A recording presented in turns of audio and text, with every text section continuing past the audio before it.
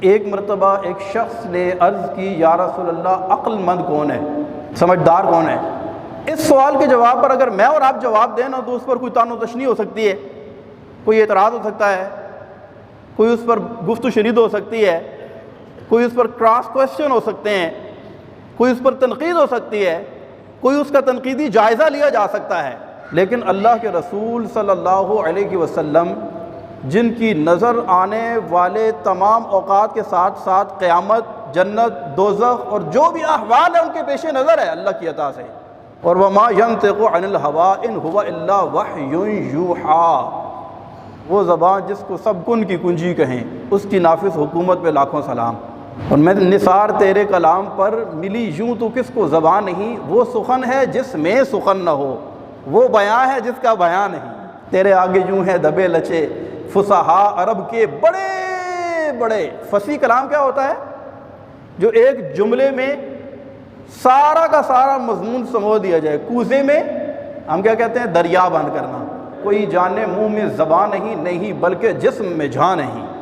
ایک بڑا ہی خوبصورت، انتہائی 6 فٹ کا جوان، تگڑا، طاقتور، سرمگی آنکھیں، جاذب نظر بال اور اٹریکٹیو شخصیت کا مالک ہے، بہت ہی خوبصورت ہے، لیکن شیشہ عقل میں دراڑ پڑی ہوئی ہے۔ عقل سلامت، دور سے آتا ہوا اتنا خوبصورت معلوم ہو رہا ہے، نظریں اس کے اوپر ٹکتی ہی نہیں ہیں، لیکن جب بات کرتا ہے پتہ چلتا ہے کہ دماغ کھسکا ہوا ہے۔ عقل سلامت، ہمارے دل میں اس کا جو مقام ہے وہ ایک لمحے میں کیا ہو جائے گا؟ یار اس کا تو دماغ ہی ٹھکانے پہ نہیں ہے۔ عقل کی بڑی اہمیت ہے ہماری زندگی میں۔ پوچھا گیا یا رسول اللہ عقل مند کون ہے؟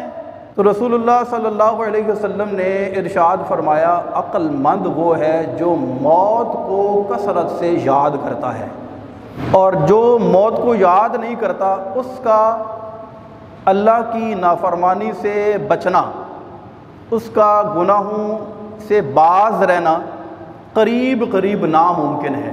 موت کو یاد کرنے کا مطلب یہ ہے کہ بندہ آگے دیکھے۔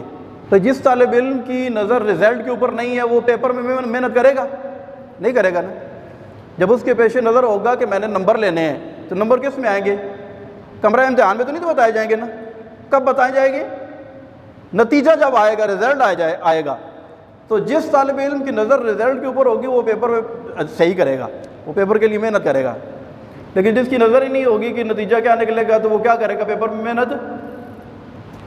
جب کسی کو اس چیز کا ادراک اور اس چیز کا احساس ہی نہیں ہے کہ میں نے مر جانا ہے، مجھے بتائیں اب وہ گناہ سے بچے گا؟ نہیں، فکر ہی نہیں ہے نا اسے۔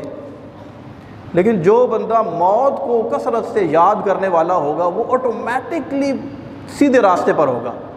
جب بھی کوئی کام کرنے لگے گا اس کے ذہن میں ہوگا یار میں نے کل مر کر اللہ کی بارگاہ میں حاضر ہونا ہے۔